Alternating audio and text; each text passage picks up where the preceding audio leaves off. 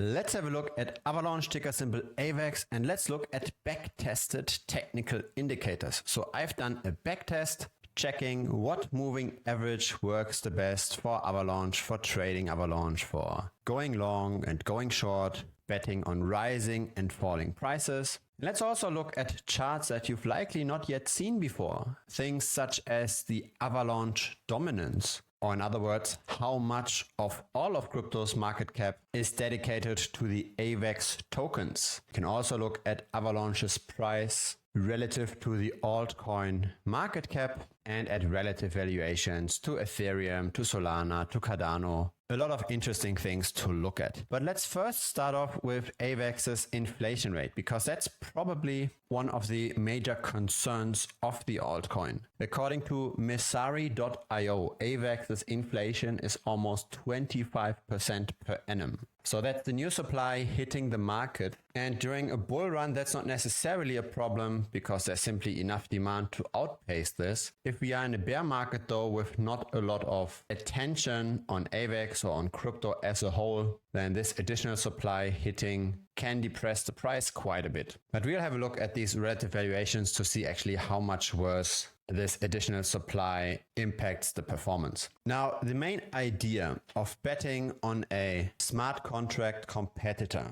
to Ethereum is that Ethereum's dominance in terms of total value locked decreases. So when we look at this long term here on DeFi Llama, we can see in August of 2020, almost 95% of all of total value locked of the smart contract platforms was in Ethereum. Now, over the months, this has come down to currently 63%. We did see somewhat of a reversal here, right? What was this step? This was the Terra Luna collapse.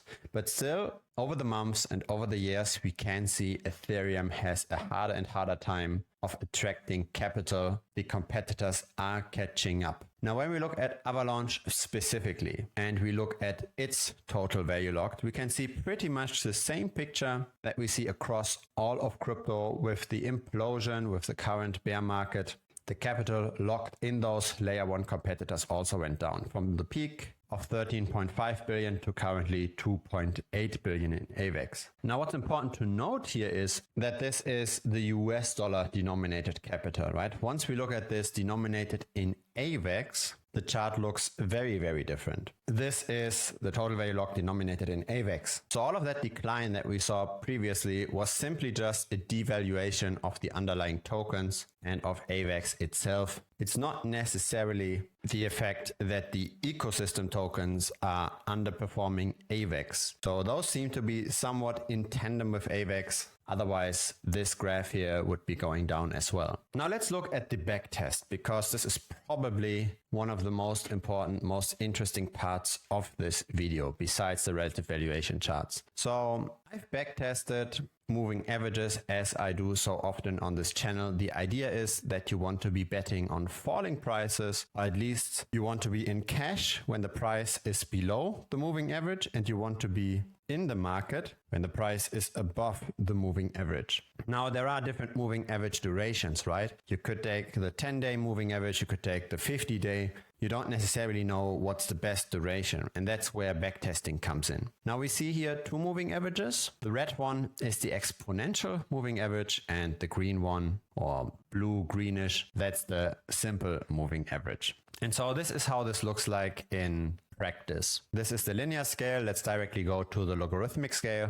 So sometimes the green line just follows the white price line, right? That's when we just bet on rising prices when the price is above the moving average. Sometimes though, when the price is below the moving average, then we bet on falling prices. And so we can see here our green portfolio line actually goes up while the asset is going down. That's the idea of this strategy. During a bull market, we pretty much make the same return. During a bear market, we can still gain. So on logarithmic scale, this doesn't look too impressive, right? But note, one of those units here on the y-axis is a 10x from one another. So on a linear scale, this does look very, very different, right? The backtest here started with $10,000 US, and if you just bought and held, you would now be at 60,000 roughly. With that strategy, you would now be almost at 1 million. So there is also trading fees in this whole backtest. It's 0.1%.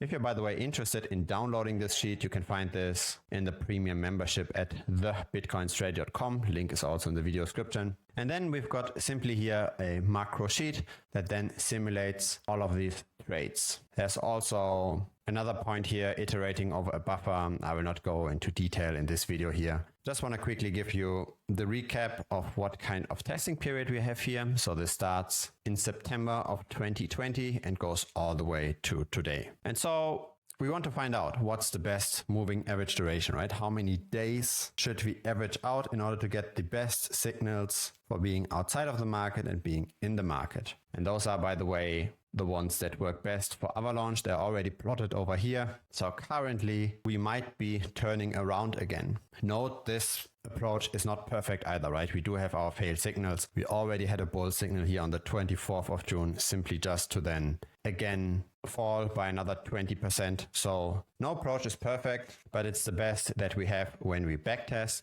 And why is it the best? Because when we look at the summary of all of those backtests, we can see here on the x-axis the duration of the moving average. So from the 1 day all the way to the 52-day.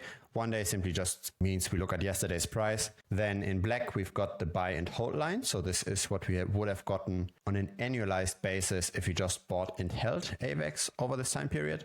And the y-axis here shows what return compounded or each year would we get based on trading according to a certain moving average duration. So the best moving average, the best simple moving average is the 18-day, and it would have given us 1093% per annum. The best exponential moving average is the 21-day. It would have given us 884% per annum. So what I find interesting around this is, first of all, the magnitude of outperformance, right? It's pretty significant. This is no small difference at all. So that's why these signals, they might have some value. The second reason is it doesn't even matter too much what kind of a moving average duration we take here. Almost all of them outperform buying and holding, even after incorporating the typical Binance trading fees of 0.1%. So I find these results pretty encouraging. I think when looking at the AVAX price, ignoring those moving averages is not a good idea. We should definitely incorporate them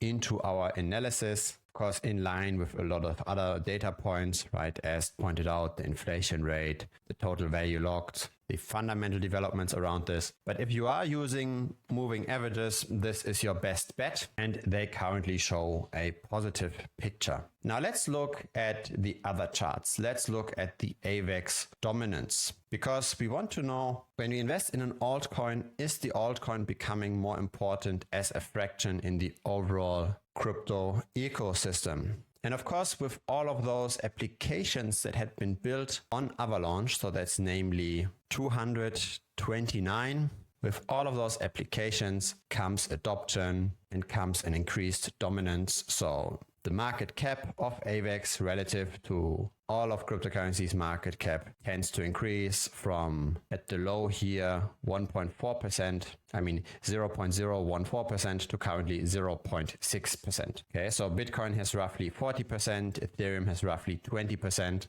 Avalanche is currently at 0.6. In its height, it was at 1.3%. So it's always hard, right, when just looking at the US dollar chart, how high can a token really go? Can it really reach an all-time high again, especially given a higher inflation rate? Then we would need more total value locked to just reach the same kind of price. So it's hard to make these kind of price targets, especially when there's so much general crypto momentum that influences these US dollar prices. But with dominance, that's a bit different, right? We can relatively well say that it is in the realm of possibility that AVAX could reach its old highs in terms of relative size within crypto again, right? And this would be roughly a doubling from here. Now, this could happen when all of crypto halves in value, right? So if the US dollar valuation of Bitcoin suddenly gets cut in half and the AVAX dominance doubles, then still you probably haven't made any US dollar gains with AVAX. and we do want to make US dollars. So even though the price targets here or the trading ranges here are probably a bit more reliable to predict, it does not necessarily help us too much with figuring out whether or not we can make money with this. Now let's look at Avax relative to Total 3. Total 3 is cryptocurrency's market cap minus Bitcoin's market cap and minus Ethereum's market cap. So it's basically the altcoin market cap. So here we are now looking at Avax's performance relative to the altcoin market performance. Note here also, in this ticker, I'm not using the Avax US dollar or the Avax Tether ticker symbol over here. I'm just using Avax. So it's Avax's market cap divided by another market cap value, right? You don't want to divide prices by market caps because that would ignore inflation. You do want to compare market caps to one another or prices to one another. So this is Avax versus Total 3. And again, here the potential would be at roughly 128%. Now here are a few lines. This is now Avax relative to Ethereum, and these are the relative prices. And here one might argue that we are in a somewhat long-term trading range, with sometimes Avax being expensive, sometimes Ethereum being expensive, and we have these temporary bull runs and temporary bears. And if we just take the parallel line here, right, from the past bull and we move it over to the current price, we currently seem to be in positive momentum territory. So this is pretty much in line with the moving average breakout over here. Also a positive sign. So again, not just the price, this is the price measured in Ethereum, the relative performance, potentially an outperformance of 88% from here. Now there's obviously also risk, so you might want to set a stop loss at maybe 11% or so from here. Speculating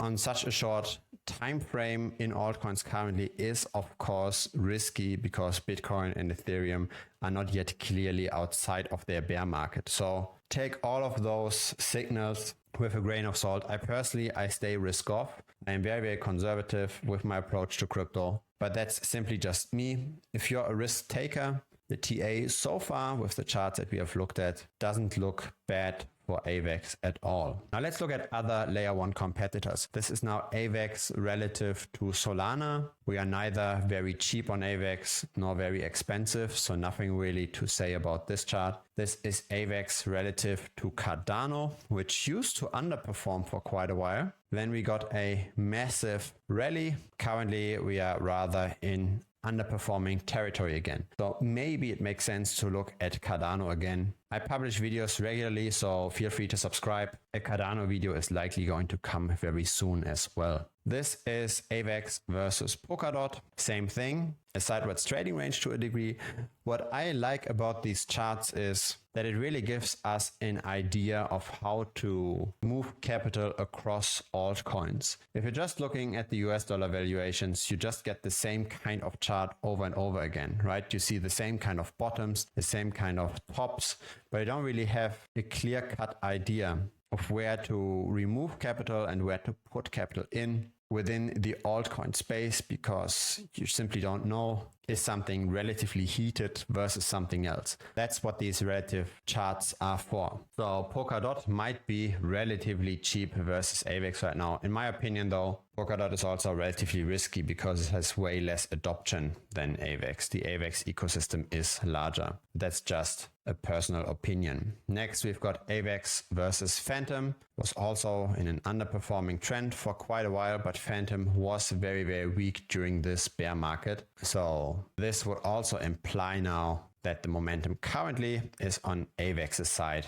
It might make sense to prefer in this risk-off environment something that's also comparatively less risky than Phantom. There's also Avax relative to Bitcoin. I don't really like to look at the Bitcoin valuations that much. Of course, everything has to outperform versus Bitcoin if you do take on more risk by buying the altcoin. But Bitcoin is probably not the best measuring stick because the kind of people that are in Bitcoin, they simply just dollar cost average in. They don't really try to time the market. It's a bit different. Bitcoin is also no direct competitor to Avalanche. I think it's better to look at Avax in terms of dominance, in terms of Total 3, or simply in terms of Ethereum, the mother of all smart contract platforms. Please give this video a like to help the channel grow. That would be very much appreciated. And of course, don't forget to subscribe. There's a video almost every single day. This is the link to the premium membership. It's currently $49 US per month. And in this video over here, I am discussing the current state of the bear market. So hope to see you in that video. It's a bit of a different content style. Got quite a bit of positive feedback there. So feel free to check it out, and thanks for watching this one. Bye-bye.